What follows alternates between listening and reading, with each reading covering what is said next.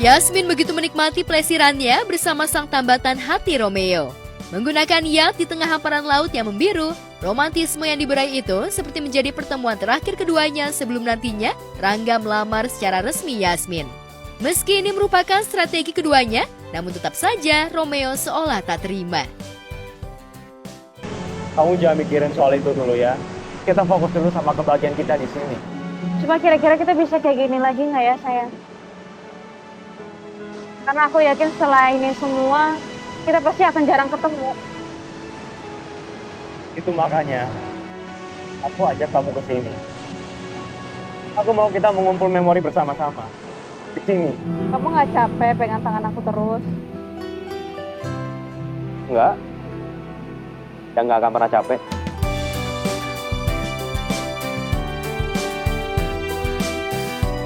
Enggak lah, Yasmin mah tetap Romeo, cuman Yasmin itu kan mengiyakan Rangga tuh karena dia mau menyelidiki Cakradinata aja. Itu dia punya kepentingan pribadi lah istilahnya.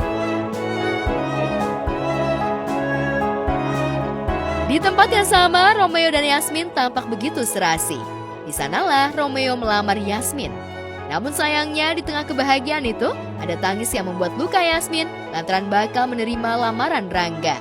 Sejatinya hati Yasmin menolak, namun demi bisa masuk ke keluarga Cakradinata, mau tak mau ia harus menerima lamaran Rangga. Yasmin.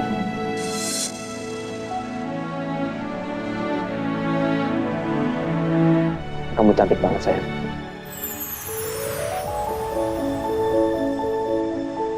Kamu juga ganteng sayang. Sayang, kamu nangis karena kamu bahagia kan? Kalau kamu izinkan aku,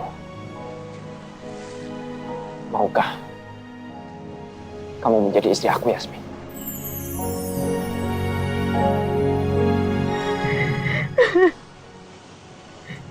Aku mau. Aku mau sayang.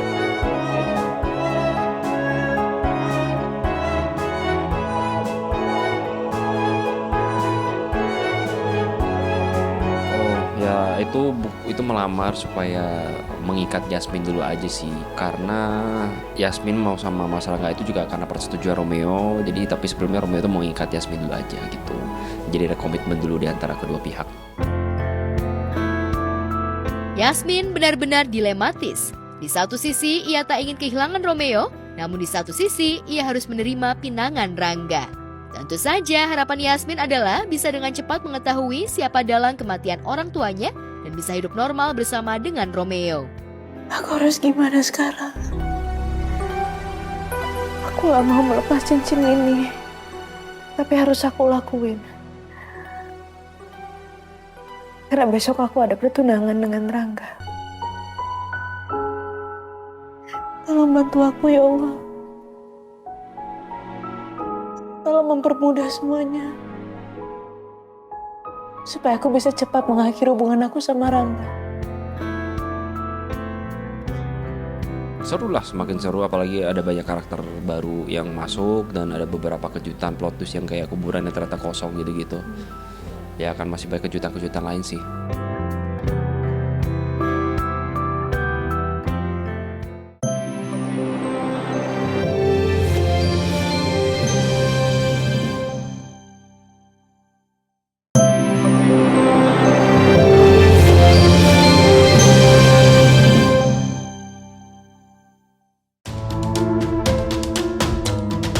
Pasca bercerai dari pengusaha Aufar Hutapea, Ola Ramlan jarang tampil bareng dengan mantan suaminya itu. Namun kemarin Ola dan Aufar tampil kompak di depan awak media. Bukan untuk mengabarkan mereka bakal rujuk, tapi untuk konsultasi mengenai kasus dugaan pencemaran nama baik yang dihadapinya. Ya, Aufar menemani Ola lantaran mantan istrinya itu butuh dukungan moral. Pasalnya, sejumlah akun buzzer menyerang keluarga Ola. Ola dan kedua adiknya Cinta dan Andra Ramlan tidak terima dengan ulas jumlah pemilik akun buzzer yang menyerang kehormatan anak-anak dan ayahnya Muhammad Ramlan. Lantas apa saja komentar akun buzzer yang mencederai harga diri keluarga Ola Ramlan? Jadi saya kesini ingin melaporkan akun buzzer yang beberapa hari ini menyerang saya. Ya, kalau urusan saya pribadi diserang, saya nggak peduli ya. Tapi ini urusannya adalah menyangkut almarhum ayah kita, ayah kami, ayah saya. Begitu juga dia menyerang anak saya, anak-anak saya. Nah itu saya tidak terima. Nah saya datang ke sini untuk mencari tahu sampai ketemu siapakah yang melakukan itu. Sampai ketemu. Mungkin mantan suami saya mau ngomong. Dari kalangan artis juga atau ceritaan siapa? Belum tahu. Ini kita cari tahu. Alhamdulillah enggak. Saya sini kan sebagai ibunya anak-anak saya, terus anak-anak saya juga ini kan. Oke, saya bantu sini, datang sini, bantuin. Adik saya. Saya nemenin aja ke sini. Karena udah ngina keluarga kita, ya kita semua satu keluarga pasang badan lah. Sebagai mantan menantu, Aufar juga merasa geram dengan ulah sejumlah akun buzzer yang menjelek-jelekan ayah Ola. Pasalnya, ayah Ola yang merupakan salah satu pengusaha terkaya di Banjarmasin sudah meninggal 6 tahun lalu, namun masih kena sindiran para oknum tak bertanggung jawab. Di sisi lain, kedua anak Ola dan Aufar terhitung masih kanak-kanak sehingga tidak pantas disindir dan dibully. Lantas, apa motivasi para akun buzzer sehingga berusaha mencemarkan nama baik keluarga Ola Ramlan secara membabi buta? Silakan tanyakan pada buzzer-buzzer itu. Gitu. Ini buzzer yang dibayar untuk menjelekkan saya, memfitnah keluarga saya, mengatakan macam-macam. Dan ini menyangkut anak saya. Jadi ya itu yang saya tidak suka. Kalau memang kalian berani, ya langsung aja datengin saya. Ngapain harus pakai buzzer? Ngapain harus bayar buzzer gitu? Ya untuk saat ini untuk anak-anak saya nggak tahu. Mungkin Sean yang sudah besar tahu ya. Ya anak-anak kecil kami, anak saya dan Aufar, begitu juga anak saya dengan ya si Sean, ya dia tahu. Ya pastilah sakit hati ya. Dan mudah-mudahan dia kuat untuk menjalani ini. Kalau saya sih kuat. Kayak saya mau dibully, mau di apa sih, saya nggak peduli. Tapi ini urusan anak, saya nggak terima. Yes. Bukan fisik tapi fisik kan bagus. Setelah berkonsultasi, Ola resmi melaporkan akun-akun buzzer ke Polda Metro Jaya atas dugaan fitnah dan pencemaran nama baik. Ola juga merasa dirugikan secara moral dan material karena serangan para akun buzzer terjadi saat ia merilis single terbarunya. Lalu benarkah Ola kehilangan banyak endorse gara-gara difitnah dan nama baiknya dicemarkan oleh sejumlah akun buzzer? Tahu buzzernya banyak. Dia niat sekali itu, nyerangnya niat sekali. Dan pada saat launching single terbaru saya Bahaya. Alhamdulillah saya sudah laporkan. Ini bisa saya dilihat, saya sudah laporkan. Kita tinggal tunggu prosesnya. Ya insya Allah saya akan temukan akun yang memang melakukan tindakan seperti ini.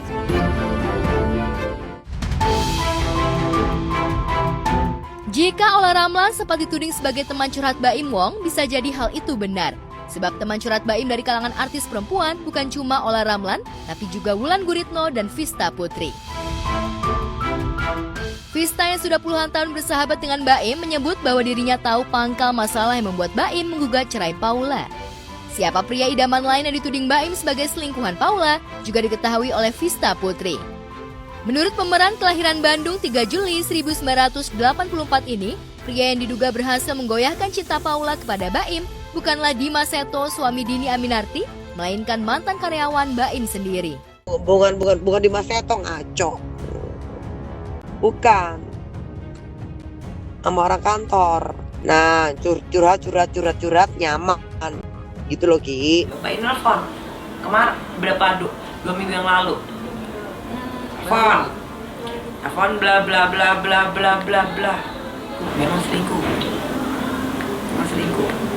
Dengan teman baiknya Baim di kantor, inisialnya N. Internal memang curhat ke saya, tapi pada waktu keberapa harinya kita ketemu, maksudnya bareng-bareng gitu ya. Ya banyak nasihat yang Baim kita kasih ke Baim. Baim sih karena memang dia mengenal saya udah puluhan tahun ya. Jadi ya please speak up aja. Biar maksudnya ya namanya orang gak salah terus dipojokin. Kami juga jadi sahabat juga ngerasa ya kasihan lah. Ya, seperti yang diungkapkan Baim dalam preskonnya, aktor bernama asli Muhammad Ibrahim itu merasa dihianati oleh 2 orang terdekatnya, yaitu Paula dan mantan karyawan kepercayaannya.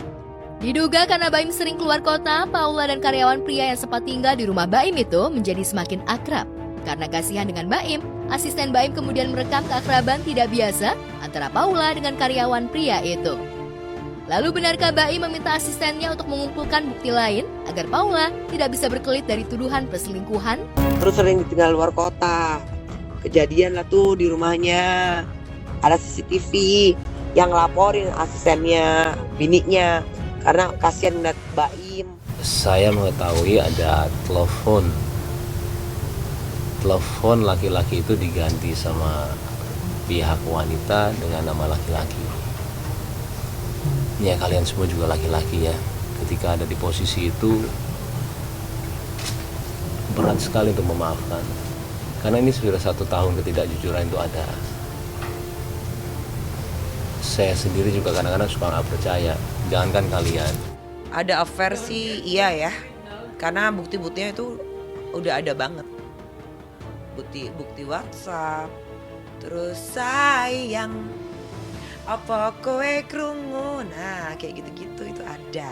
Kini banyak netizen yang bertanya-tanya apa kelebihan pria itu dibandingkan Baim sehingga Paula kepincut. Benarkah karena pria itu enak diajak sharing sehingga Paula merasa nyaman? Yang pasti di media sosial beredar foto Baim dengan pria yang diduga selingkuhan Paula. Dalam foto lawas itu, Baim tengah menghadiri pernikahan teman prianya itu. Sejumlah netizen menilai teman pria Baim yang diduga selingkuhan Paula bertubuh lebih tegap dari Baim. Kenapa saya bisa berspeak up seperti ini ya Mbak? Karena saya punya cerita buruk sama wanita ini gitu. Jadi dulu si wanita ini waktu saya sama bekas mantan suami saya, ini ngomongin dulu ya. Itu saya udah tunangan tapi mereka punya hubungan. Oh lama. Sampai ke bawah ke pernikahan. Dan pada waktu saya hamil anak pertama masih ada apa ya? Masih ada, ya Allahu alam juga ya saya ini ya bicara ya. Masih ada mungkin gimana atau gimana saya juga nggak tahu.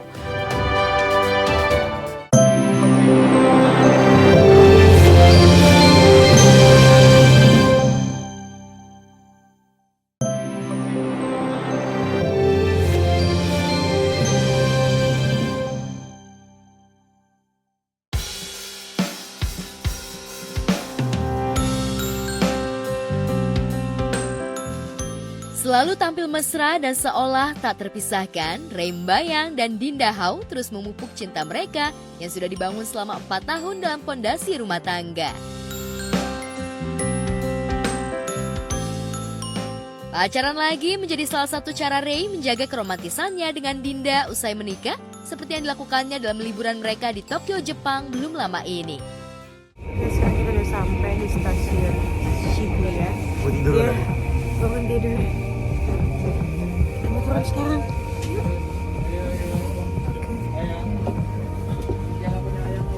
Aku bisa pastikan kalau ini cantik banget. Jangan lihat, malu.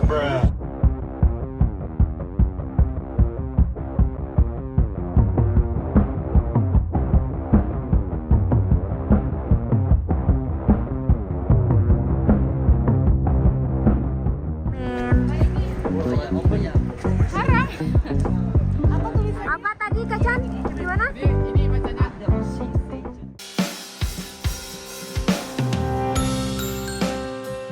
Menjaga cintanya tetap hangat dan utuh dan dikaruniai 2 anak laki-laki, Arsya Khalif Muhammad Mbayang dan Arash Kaba Muhammad Mbayang, serta hidup berkecukupan, Rey dan Dinda tak berhenti bersyukur. Dan salah satu cara mensyukuri nikmat yang diberikan Sang Kuasa, Rey dan Dinda kembali bertolak ke Tanah Suci, selain untuk menjalankan ibadah umroh, sekaligus ingin kembali sujud syukur di Tanah Suci atas limpahan karunia yang didapatnya hingga saat ini. Sebenarnya persiapannya ya lumayan rempong ya, karena kan ini umrohnya bareng sama 2 anak gitu loh. Ya cuman alhamdulillahnya banyak yang bantuin, dan kita kebetulan berangkatnya tuh 8 orang termasuk anak-anak. Jadi ya rame, seru aja sih gitu. Tak hanya pergi berdua, kali ini Ray dan Dinda membawa serta kedua putranya beribadah umroh. Ray dan Dinda memang sengaja mengajarkan ilmu agama sejak dini kepada anak-anaknya. Maka tak heran Ray dan Dinda sudah 3 kali mengajak anak pertamanya yang biasa dipanggilnya Saka berkunjung ke rumah Allah. Dijelasin, jadi dulu tuh kan Ka'bah Saka tuh anak yang pertama kan udah yang ketiga kali kayaknya. Iya nih. Yang ketiga ya, dia dulu pernah kalau masih ingat ada video yang dia cium Ka'bah. Itu kan tanpa disuruh dia cium sendiri tuh pas lagi sama Dinda. Itu posisinya lagi di Hijri Ismail. Jadi kayak pengulangan lagi aja. Apalagi dia kan semangat banget kalau misalnya Jumat kita kayak ke rumah Allah, ke masjid, ke rumah Allah gitu. Jadi tadi di jalan juga ditanya kenapa kita mau kemana ya gitu. Kita mau ke rumah Allah yang paling besar. Gitulah pokoknya Kak, gitu, pokoknya seru tapi banget. jauh naik pesawat gitu. Bagian paling lebih ke ya udah kerjasama semua aja sih, maksudnya mulai dari barang-barang, ada Mbak juga, terus mulai dari jagain emosi, jaga anak dan lain semuanya. Itu kayaknya kerjasama semuanya sih, apalagi kan di sana lagi panas kan, jadi ya biar niat ibadahnya jadi maksimal. Lantas kali ini, adakah doa khusus yang akan Ray dan Dinda panjatkan di tanah para nabi itu? Benarkah pasangan ini berharap diberikan kebahagiaan yang semakin bertambah lengkap dengan kehadiran seorang anak perempuan? Khawatir sih mah pasti ada ya. Iya. Cuma ya kita jalanin aja sih gitu Kak. Bismillah. Jadi kok ya. Doa khususnya kalau aku paling lebih banyak berdoa untuk keluarga, untuk anak-anak. Apalagi kan ya sekarang udah menjadi seorang ibu dengan 2 anak. Ya pengennya yang terbaik lah buat anak-anak, buat rumah tangga, selalu pengen dijaga gitu. Dan apalagi ya paling utamanya itu sih. Ada panjatin doa pengen anak cewek mungkin Kak? Kalau itu ya sih. Kalau itu iya sih. Iya, boleh lah. Iya.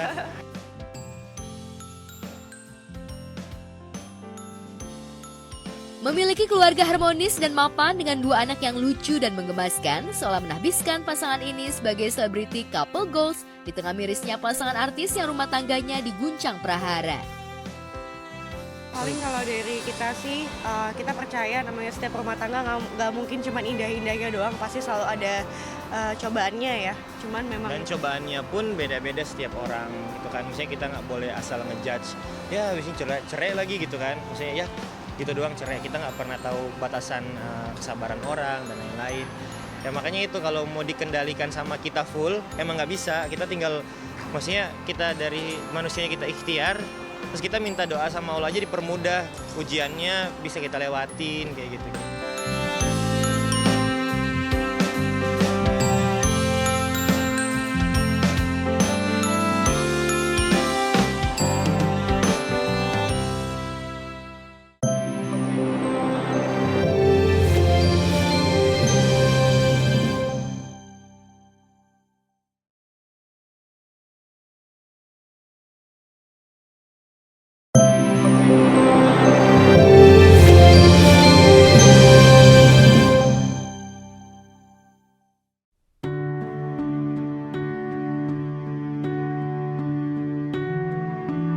Pemirsa, pasca gagalnya pernikahan Ayu Ting Ting dengan Letu Muhammad Fardana membuat hubungan Ayu dengan Boy William makin mesra. Jika sebelumnya Ayu sempat meminta maaf kepada Boy lantaran sempat merahasiakan rencana pernikahannya dari Boy, kini pelantun lagu G-Boy Mujair ini rupanya ingin tahu lebih dalam tentang perasaan sahabatnya saat dirinya memberitahukan ingin menikah. Sambil makan bareng di salah satu restoran, Ayu seolah ingin mengetahui apakah hati Boy terluka saat mendengar dirinya akan menikah.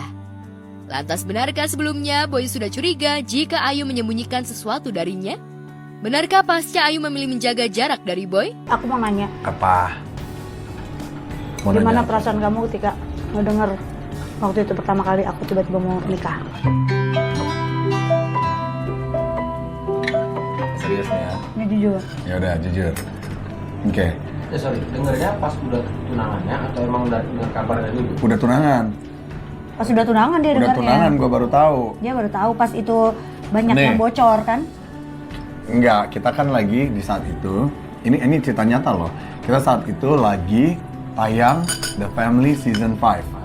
Ya kan? Dan itu lagi rame tuh, banyak tuh pasukan-pasukan kita berdua yang demen nonton acara kita lah. Udah nih tayang nih kita nih. Tayang. Biasanya season 3 atau project apapun kita setiap kali ada yang ngupload di Instagram. Maksudnya fans-fans yang suka nge-capture upload, kita kan suka re-upload ya kalau lagi proyek lagi tayang gitu.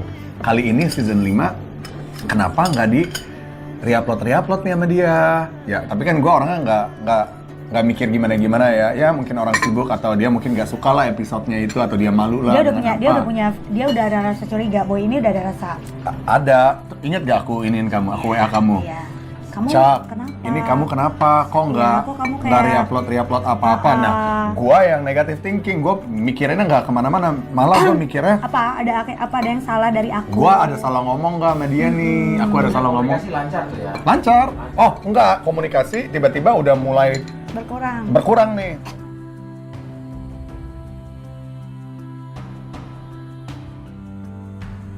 Ya, memiliki hubungan lebih dari sekedar teman dengan Ayu tentu saja membuat hati Boy sedih. Apalagi pasca Ayu memutuskan tunangan, Ayu tiba-tiba memilih menjauh dan menutup komunikasi dengan Boy.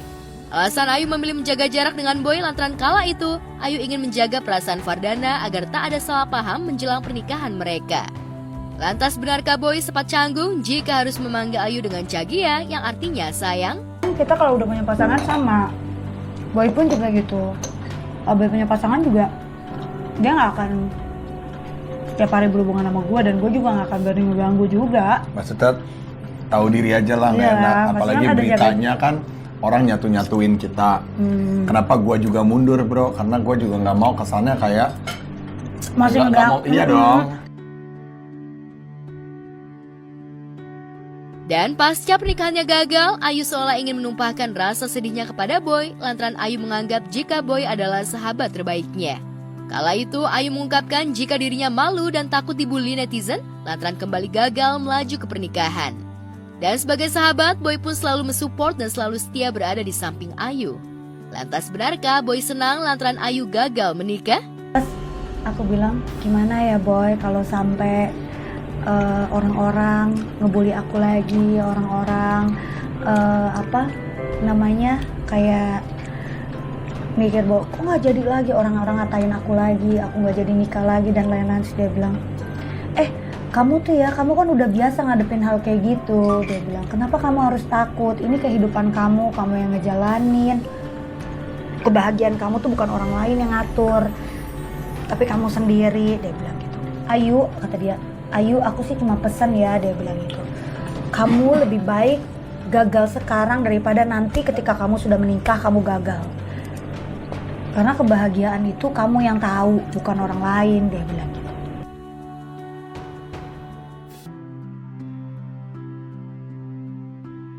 Ya, meski kini keduanya kembali dekat, namun tak banyak yang tahu jika Boy menyimpan luka dan sedih. Di sisi lain, Oma Lazuardi yang tak ingin Boy sedih lantaran Ayu akan menikah, sempat ingin memindahkan foto mesra Ayu dan Boy yang sempat dipasang di kamar cucunya. Namun Boy meminta kepada Oma Lazuardi untuk tetap menaruh foto tersebut di kamarnya. Lantas mengapa Boy tiba-tiba memindah foto tersebut ke gudang? Benarkah Boy sakit hati dengan Ayu? Lantas benarkah kedekatannya kali ini hanya demi konten semata? Oma dengar beritanya, tiba-tiba dia kucuk ke kamar gue. Dia gotong-gotong itu foto segede gaban nih. Oma gue kan udah tua ya, udah mulai bongkok. Dia bawa itu foto, dia gotong-gotong keluar dari kamar gitu, terus mau turun tangga. Ingat dong, lorong turun tanggaku. Gua baru keluar dari lift nih, ngeliat oma gua. Oma ngapain itu? Ya udah kita simpan aja ke tempat lain. Oma, kita tuh teman. Oma jangan mikir gimana-gimana. Dia mungkin mikir gua sedih juga. Ya intinya sedih dong, ngakuin aja sayang. Ya maksudnya kaget, lu nggak ngomong apa-apa. Kalau ngomong kan kita bisa antisipasi. Ngakuin aja sedih kan, ada rasa. Aduh sedih banget. Di ngapain? Give me hug. Itu tulus gitu, meluk gue tuh tulus. Dan gue berasa gitu, makanya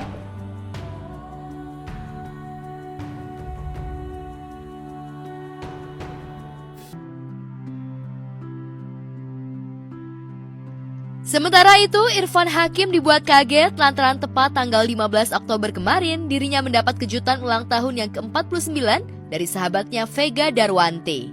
Sebagai sahabat, Vega pun menyiapkan kue ulang tahun yang spesial, bahkan dirinya juga sengaja meluangkan waktu khusus untuk Irfan. Lantas, adakah kado spesial yang diberikan Vega untuk Irfan? Seperti apa sosok Irfan di mata Vega? Happy birthday to you. Happy birthday. Happy birthday. Happy birthday. Oh my God, oh my God, oh my God. Happy birthday, Aipan. Bagus banget suaranya. Iya benar. Berat nih. Ini adalah kejutan ke 67. Sumpah, ini seharian gue kejutanmu. Berarti banyak yang sayang sama Banyak, Irfan. alhamdulillah, Ya Allah. Mendapat kejutan spesial dari sahabat tentu saja membuat Irfan terkejut dan bahagia. Lantaran tepat di hari ulang tahunnya, dirinya memang terus banjir kejutan dan ucapan selamat dari para sahabat.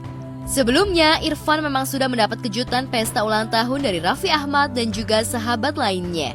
Lantas, apa harapan Irfan di ulang tahunnya yang ke-49? Usia berapa nih sekarang? 50 kurang 1. Ya 50 lah. Tiba datang si Jaki, anak gue, penonton ngasih kejutan, ada banner. Bawa bunga segala macem. Dia modal loh. Modal banget tuh, udah gitu pada bawa kado.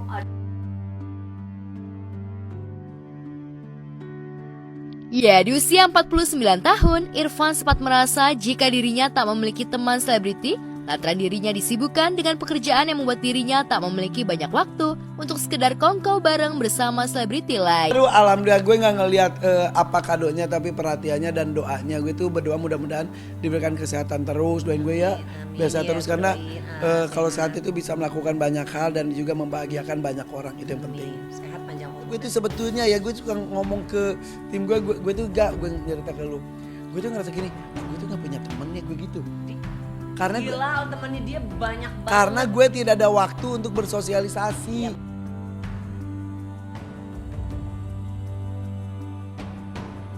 Sama halnya dengan Irfan Hakim, 15 Oktober kemarin harusnya juga menjadi momen membahagiakan bagi Ikang Fauzi, Bella, serta Ciki Fauzi. Lantaran biasanya mereka merayakan ulang tahun Marissa Haque yang ke-62 tahun, sayangnya Marissa justru lebih dulu dipanggil sang pencipta. Rasa rindu Ikang, Bella, serta Cika seolah tak terbendung lantaran begitu banyak kenangan dan momen manis yang tak terlupakan saat merayakan ulang tahun almarhumah. Dalam akun Instagramnya, Bella mengunggah foto dirinya bersama almarhumah sang mama dengan caption, "Happy heavenly birthday Ibu at Marissa Haque. We love and miss you so much." Bella, Ciki, dan Ikang sadar jika kini mereka hanya mampu melepas rindu lewat foto atau sekedar mendatangi makam. Dan kemarin, tepat di hari ulang tahun sang mama, Ikang bersama Bella serta Soraya Haque kemarin memilih berziarah ke makam almarhumah Marissa. Lantas benarkah Ikang sempat bermimpi didatangi almarhumah sang istri? Kondisi keluarga kita saat ini ya masih terus berusaha untuk belajar tegar ya dan juga ikhlas. Pasti itu semua proses yang harus dilalui pastinya ya. Dan ya betul sekali hari ini kita datang untuk nyekar ke makam almarhumah ibu saya karena hari ini bertepatan dengan tanggal 15 Oktober yaitu hari kelahiran ibu saya gitu. Karena ibu saya memang dipanggil oleh Yang Maha Kuasa sebelum hari ulang tahunnya. Jadi ya cara kita merayakan ulang tahun ibu sekarang adalah ya dengan seperti ini, nyekar ke kuburannya, mengirimkan doa dan menaburkan bunga-bunga gitu sebagai tanda cinta dan perhatian kami terhadap almarhumah ibu kami dan juga kakak dari mama ayah dan istri dari ayah kami. Ya sayang sekali mak kita dia tidak akan memperlihatkan seperti itu karena itu akan mengganggu keyakinan kita dalam proses dia menuju jannah. Itu akan jadi sebenarnya yaitu kebanyakan halusinasi orang aja. Yang baik tuh enggak sengaja karena dunia kita udah berbeda. Ya bisa lihat kita nggak bisa lihat. Itu harus kita terima sepenuhnya, harus ridho, harus ikhlas. Jadi hal-hal kayak begitu sebenarnya menguatkan diri seperti apa Om? Menjalannya. Ya, meski wajah Ikang terlihat sendu lantaran kehilangan belahan jiwanya, namun Ikang mencoba ikhlas dan berusaha tetap tegar. Ikang sadar jika kepergian almarhumah Marissa merupakan ujian untuk dirinya dan ayah dua anak ini yakin jika dirinya mampu melewati ujian ini dengan baik. Ikang berharap jika kelak Allah mempertemukan dirinya dengan sang istri di surganya nanti. Saya menghantarkan istri saya bilang ridho, ikhlas. Berat, nggak ngerti, tapi itu dulu. Karena biar gimana, Allah pasti benar. Doain aja semoga saya berpulang dalam kondisi yang layak seperti dia. Kalau mau ketemu dia, saya harus layak seperti dia juga.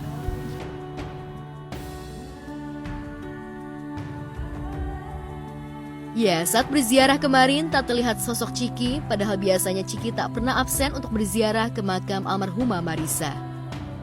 Dalam akun Instagramnya, Ciki memposting foto dirinya saat bersimpu di pusara dengan caption, "Happy birthday Bu, I love you so much."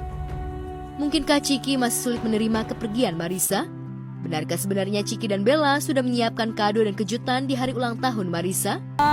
Sejauh ini sih masih belum tahu ke depannya kayak gimana. Ya kita lihat keadaan aja sih. Kita kan juga masih berkabung gitu ya.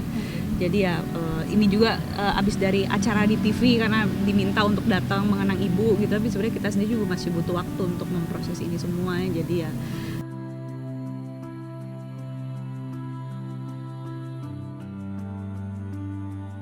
Tak hanya Ikang dan Bella, sederet sahabat juga ikut berziarah ke makam almarhumah, diantaranya Imelda Francisca dan Siti Aisyah yang begitu dekat dengan almarhumah.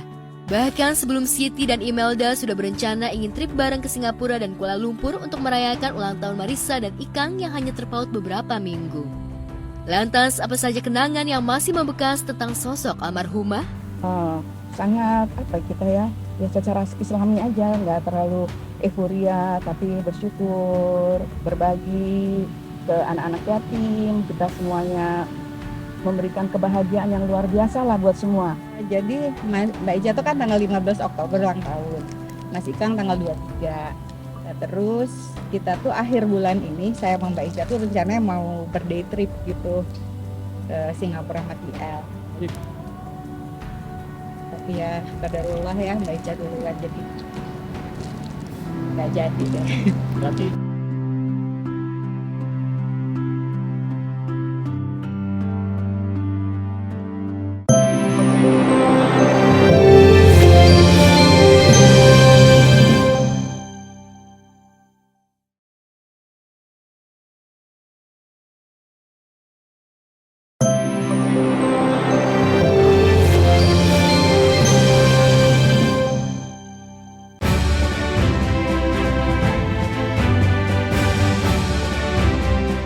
Malam puncak Indonesian Movie Actors Awards 2024 berlangsung meriah.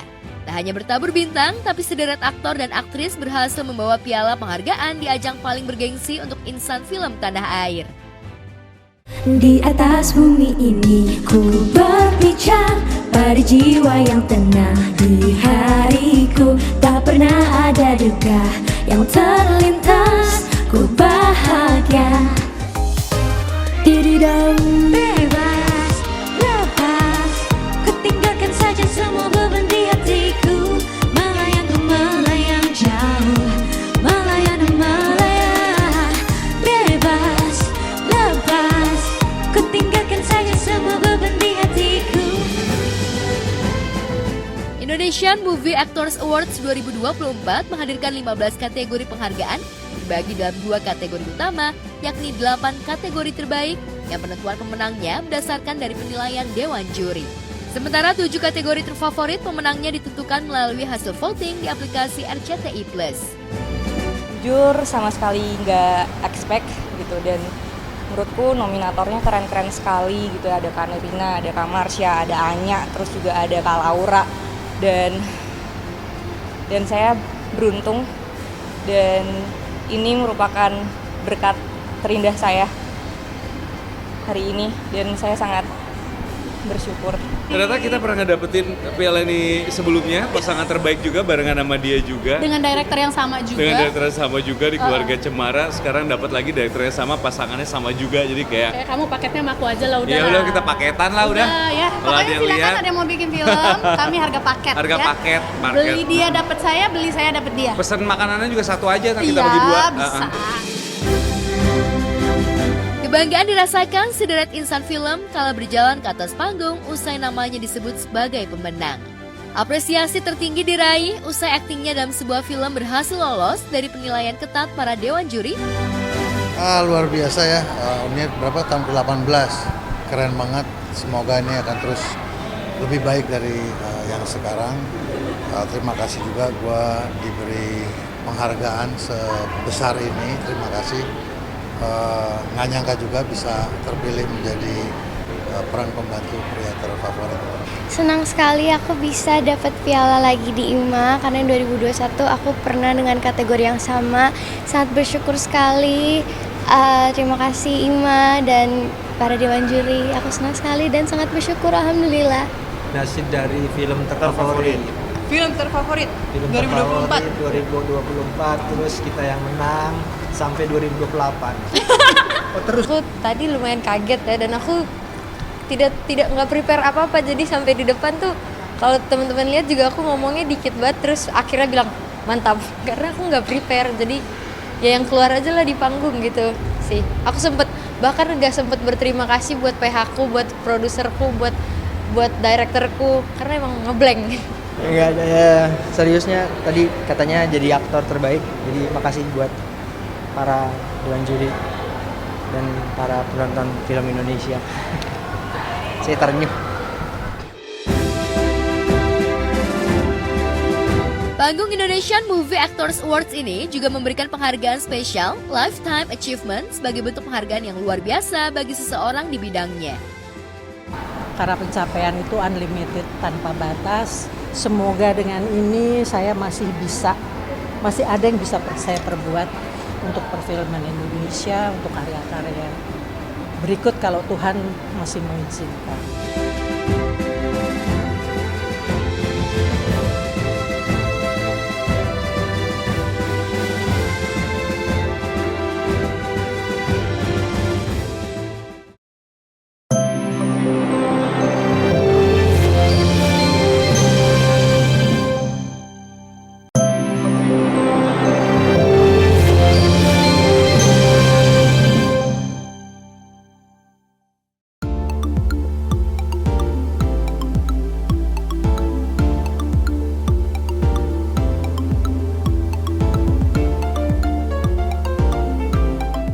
Berbeda dengan rumah tangga Baim Wong Paula Verhoeven, rumah tangga Raffi Ahmad dan Nagita Slavina masih harmonis hingga kini. Kamis 17 Oktober besok, Raffi dan Gigi bakal merayakan anniversary pernikahan mereka yang ke-10. Peringatan 1 dekade pernikahan Raffi Gigi sudah ditunggu-tunggu warga plus 62. Meski berhasil menapaki tahun ke-10 pernikahan, jejak asmara Raffi Gigi penuh lika-liku. Kepada Vincent dan Desta, Raffi menyebut nyaris menunda pernikahannya dengan Gigi pada 17 Oktober 2014 silam karena ia merasa belum siap menjadi kepala keluarga. Gigi yang luar biasa sabar sempat pasrah menghadapi kegalauan Raffi. Karena sudah suratan takdir, pernikahan itu pun jadi dihelat karena Raffi akhirnya sadar ia membutuhkan wanita yang bisa menerima segala kekurangannya. Tadinya nggak mau nikah sampai umur 40-50, tadinya nggak ada. Terus? Cuman yang nggak tahu jalannya aja ketemu Gigi, tiba-tiba she's the one. Jadi waktu itu Gigi, kan gue udah kenal lama kan. Sebenarnya nah ini juga, jadi waktu pas gue dulu syuting di PH ibunya tuh, iya dikenalin sama Gigi tuh cantik, baik, tapi hasrat macarin nggak ada. Tapi cuma kayak, gila ini kalau jadi istri, ibu rumah tangga, mantep nih, oke baik lah, pinter, bagus. Udah, cuma gitu dia pacaran sama siapa, gue kemana. Tiba-tiba pas keluar gue dari BNN itu, gue keluar dari BNN, habis gitu gue langsung kan mau minta kerjaan lah, kan ke ibunya Gigi, ke apartemen ibunya Gigi. Saya pas di lift di bawah, ketemu sama Gigi, Raffi, terus pas peluk tuh kayak GR gitu, gitu lah. Iya bener, gitu ceritanya. Wih, kok di peluk dia rasanya beda nih. Dia waktu itu tuh juga kayaknya lagi galau-galaunya gitu. Akhirnya suatu ketika dia lagi putus sama pacarnya, gue coba masuk kan. Gue coba masuk tapi masih gitu. Gue ada juga cewek-cewek, gue banyak juga kan. Ada terus tiba-tiba pas gitu deh, aku suka sama kamu. Di si Gigi cuma ngomong, oh udah habis gitu cewek-cewek yang lain yang berhubungan sama gue. Terus tiba-tiba keluar di infotainment kan, saya, kamu udah ketemu Nagita? Enggak, gosip. Tapi ada satu momen yang membuat gue yakin sama Nagita. Jadi waktu itu pas lagi bulan puasa ya, kalau nggak salah bulan puasa, gue kayak maju mundur gitu. Terus akhirnya gue bilang, kayaknya kalau seandainya nih, kita Gigi udah feelingnya udah enak. Jadi bilang kalau aku baru balik lagi ke dunia entertain baru ini, boleh nggak kita mundurin tahun depan? Gigi cuma diam tapi dia nangis sih, tapi dia cuma dia ngomong gini, ya udah yang terbaik buat kamu aja. Ibaratnya dia cuma bilang, oh ya udah nggak apa-apa, aku ikut yang terbaik aja, aku ikutin kamu gitu. Terus setelah itu tetap mundurin atau lo? Enggak, abis itu gue diem emang ya udah dia yang paling nggak pernah. Berapa lama total pacaran sama dia? Nggak ada pacaran gue tuh. Jadi cepet banget terjadinya.